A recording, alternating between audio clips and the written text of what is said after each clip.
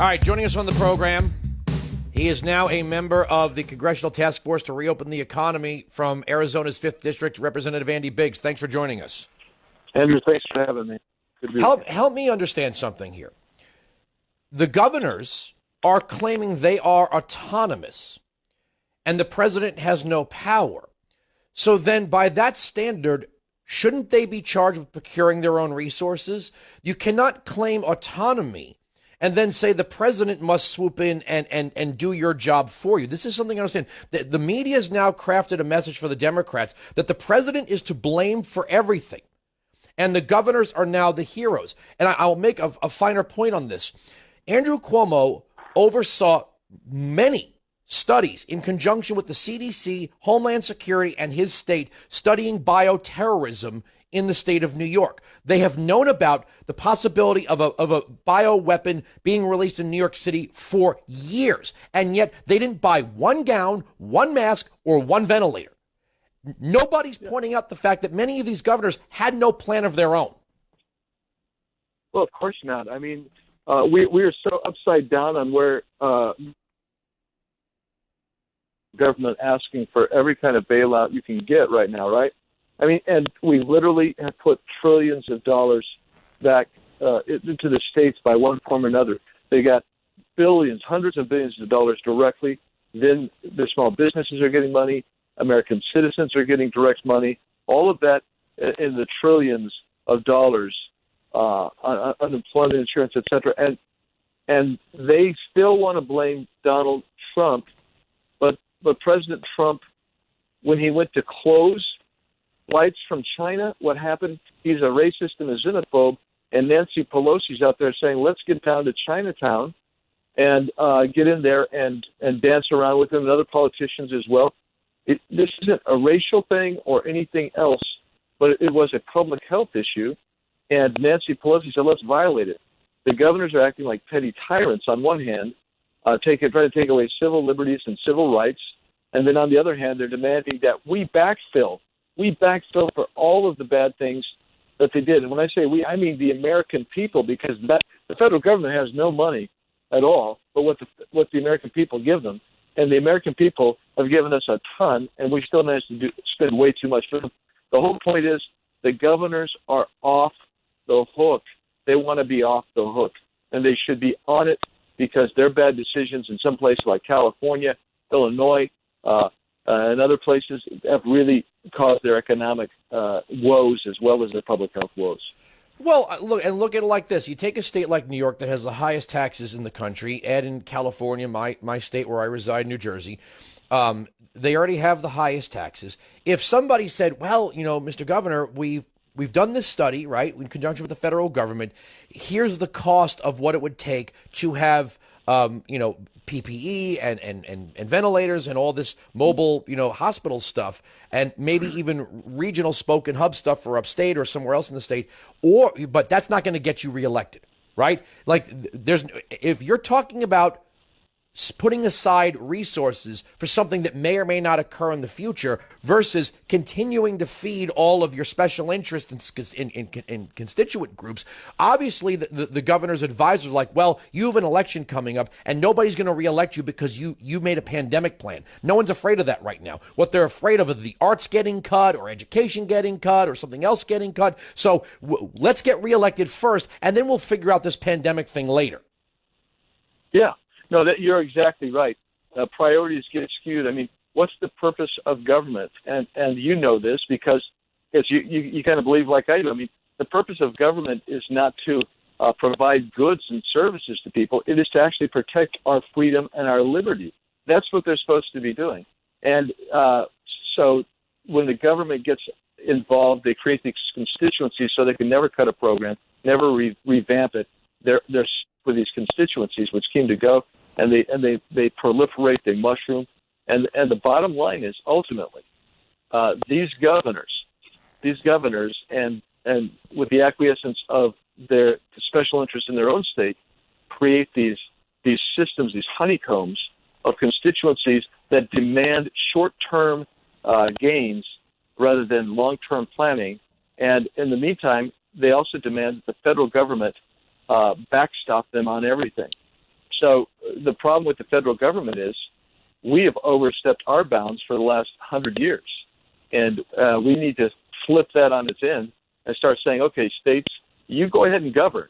You go ahead and govern. Unless you're violating rights, which the Department of Justice is then going to get into, you're going to have the responsibility. And the federal government is going to start downsizing and get this back, because I can tell you this, Arizona wants to be governed much differently than your state of New Jersey or the people right to the next of us in California. So the states should be the laboratories of the republic, not the federal government, which is no longer federal, it's a national government. And I will give you a prime example of this. It has been proven by anyone who's looked at it. Even USA Today, all the fact checkers, Obama and Biden did not replenish the national strategic stockpile after H1N1. Why? Because it was over, right? They were on to other things like same-sex marriage and transgender bathrooms. They that was, we're past that. We don't have to worry about it. So let's talk about reopening the economy. That's another thing. The governors are saying that the president, by saying liberate the states or setting dates, that's not a good thing. Okay, well then you governors decide, and you do it with the resources in your state. The idea that the federal government is going to pass $2 trillion plus every quarter, so Andrew Cuomo could keep the state on lockdown for 6 months if he chooses. This is the amazing thing. We're having an improper civics discussion here. If the states are going to, again, claim autonomy, the president has no power over the states. If the president has no power over the states, then he has no responsibility to the states. And, you look at, I'll give you another example. Obama said, if you want your education money from the Department of Education, you do as we say and you give us transgender bathrooms, right? If you want federal money, you follow federal rules. Right. No, that's exactly right. I mean, you remember the state of Oklahoma said, look, we're going to pull out of this particular federal program, the Common Core program. We don't want to do that in Oklahoma. And Obama said, well, you don't do that. Guess what? You don't get your transportation dollars. You don't get to rebuild roads and bridges. So they use the checkbook, the feds do, as a lever. The governors, on the other hand, they should be governing in their states, but they should be doing it as true governors with their legislatures. What you've got now is you've got this list of essential versus non-essential businesses. I'm a believer that all businesses are essential. The only way that you can determine if a business is non-essential is through the market forces, where the market says, well, you know what, I'm not going to go to that particular business, and nobody ends up going, and maybe that business goes under. You have the freedoms to succeed and the freedom to fail. We're Americans, clever, full of freedom, full of an understanding of who we are. We don't want to pass and spread this virus. If I can go to a restaurant to get takeout, if I can go to a big box hardware store or a grocery store, and I can socially distance, why can't we open up a furniture store? Why can't we open up a curio shop or a bookstore? These small businesses where owners are losing their fortunes, their livelihoods, and the market responds by going down, and so people start losing their retirement value, their retirement and pension value. We have really got to face the fact that Americans are respectful of their freedom, and we can be respectful of our freedom and open up the economy like immediately. I got to ask you this. You again, civics, I think, as a function of public education, is a dead entity, because you have people blaming Trump for the payment of the payroll protection program running out of money. The Congress led the House of Representatives. All bills for raising revenue originate in the House of Representatives. You should be raging at the $9 million for Harvard University that has a $40 billion endowment, raging at the $150 million for the National Endowment of the Arts, raging at the $50 million for the Institute of Museum and Library Services, raging at the fact that the Democrats put $25 billion in new SNAP and nutrition funding that's already in the standard budget. These governors, these people who are raging at Trump, should be raging at Nancy Pelosi for putting all of this special interest spending that has nothing to do with coronavirus. No, you're exactly right. I mean, that bill was so late. I mean, Peace Corps gets $88 million. You know what they do? 10 days before that, they fired over 7,000 volunteers out of 80 different countries. They gave money to the the Center for the Arts there in Washington, D.C., $25 million. You know what they did the week after? They fired all their musicians. This is so bizarre and weird to me, because the fact of the matter is there was very few programs in that $2.2 trillion that were worthwhile at all, and were going to actually potentially provide help and a bridge for Americans. If it would have been just that, I would have said, well, I will regretfully vote for that, but because that will really be helpful. But there's no limits, there's no parameters on it. They gave a bunch of money to states and locals who are killing their economies and violating people's civil rights. All of this is going on, and then this week, Andrew, we're going to vote supposedly on Wednesday on an additional $470 to $500 billion. And again, Pelosi and Schumer have held this up for 2 weeks, trying to get some of their pet projects and their pet money in there. And that is the outrage that's there. So we should be outraged. I am outraged. My debate was all about that, and my no vote was because of that. Because to allow Nancy Pelosi and Chuck Schumer and their cadre, they took an unemployment program, an insurance program, Andrew, and they knew it was provide perverse incentives. It was pointed out to them. They tried to fix it. It died on a party line vote in the Senate, and they said, "Well, we're going to go ahead and vote it through anyway, even though there's problems with that program." And now we have problems. I've got small businesses that I'd like to bring people back, but I can't bring them back. You know why? Because I'm paying $14 an hour, and with the enhanced unemployment, they make about $8 to $10 more an hour being unemployed than they do working for me.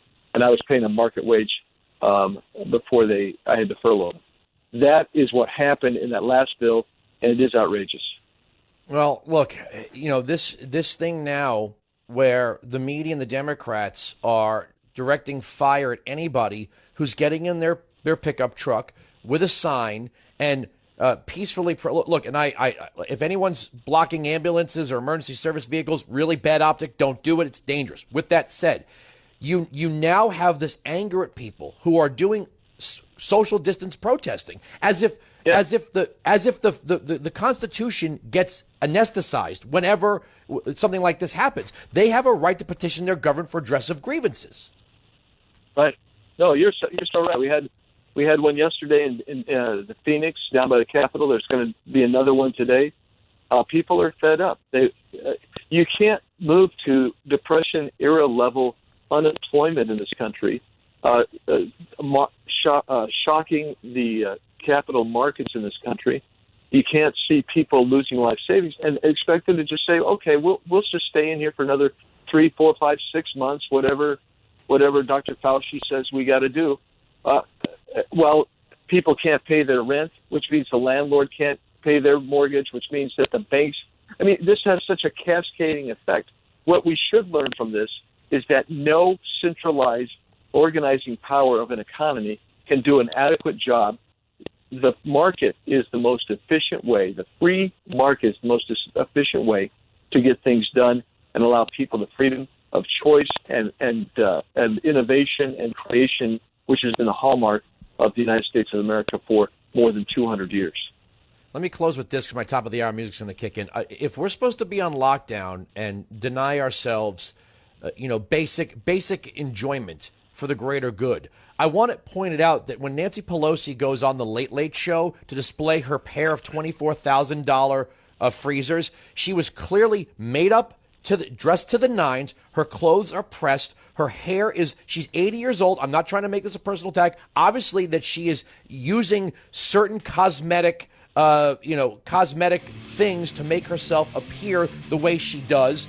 Some of them may be medical. Some of them may just be plain old, cosmetics. But how could she parade herself around? I mean, the Marie Antoinette comparison is accurate. I think more of that needs to be made. I got to leave it there, Representative Biggs. Thank you so much for joining us. Thanks, Andrew.